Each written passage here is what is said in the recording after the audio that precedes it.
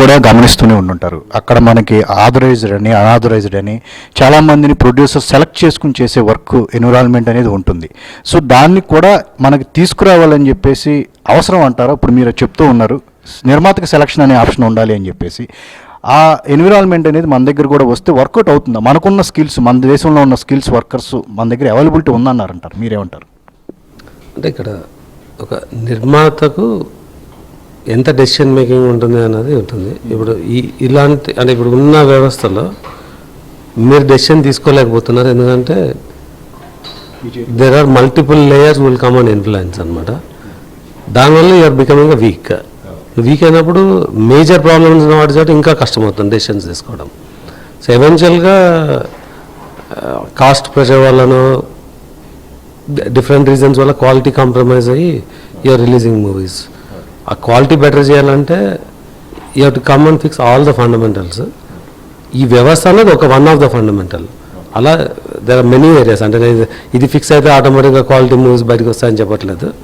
So ఏ problem కాదు, ఇవాళ ఇది హైలైట్ అయ్యి మీడియాలో ఉంది కాబట్టి దీని గురించి మాట్లాడుతున్నాము.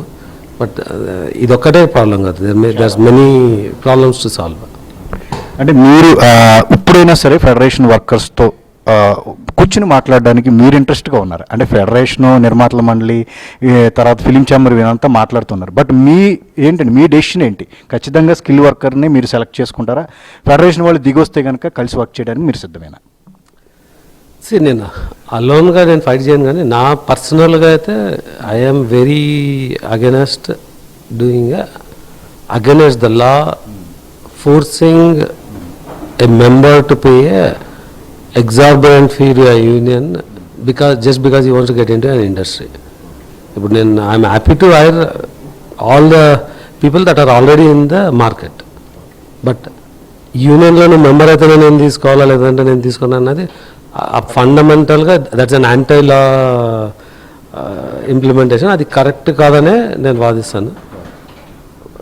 Definitely ga ఇప్పుడు ఎగ్జిస్టింగ్ ఒక యూనియన్ లో అందరు మెంబర్స్ ఉన్నారు, వాళ్ళకే ఫస్ట్ ఆపర్చునిటీ ఇవ్వాలంటే డెఫినెట్గా అంటే ఎగ్జిస్టింగ్ టాలెంట్ ఉన్నప్పుడు, ఎక్స్పీరియన్స్ టాలెంట్ ఉన్నప్పుడు బయటకు ఎందుకు వెళ్తాం? అక్కడ లేనప్పుడు బయట నుంచి తీసుకునే దానికి ఓపెన్నెస్ ఉండాలి. రెండవది మల్టీ స్కిల్ అన్నది నీడ్ అవుతుంది. నేను యూనియన్ మెంబర్ కాబట్టి నేను కార్పెంటర్ అయితే నేను మోల్డర్ అయితే నేను నెయిల్ కొట్టాను, నేను కార్పెంటర్ అంటే దానికి ఒక అడిషనల్, అంటే ఇప్పుడు మీకు ఒక చిన్న ఐటమ్ చేయడానికి 2 లేబర్ కావాల్సి ఉంటుంది.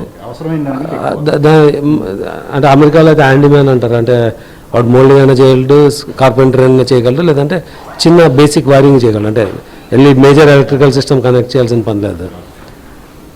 నువ్వు హ్యాండీమ్యాన్ జాబ్ నేను చేయను, బట్ నాకు ఇద్దరు చేసే పనికి 20 మంది చేయాలంటే అది కరెక్ట్ కాదు.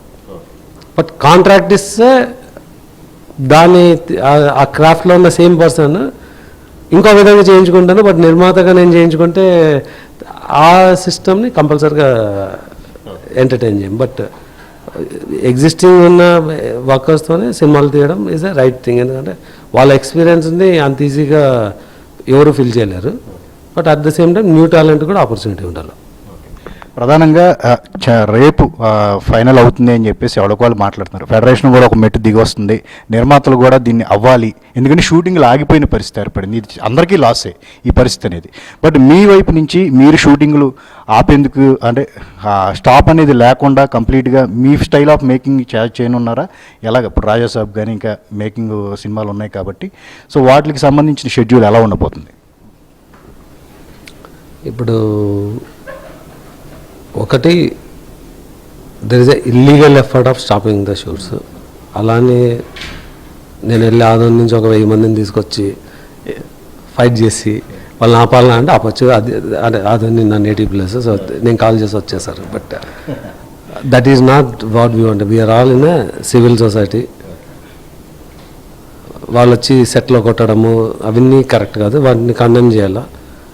మేబీ వాళ్ళ ఆవేశానికి ఒక టైం ఇవ్వాలన్నా, లేదంటే లీగల్గా వెళ్ళి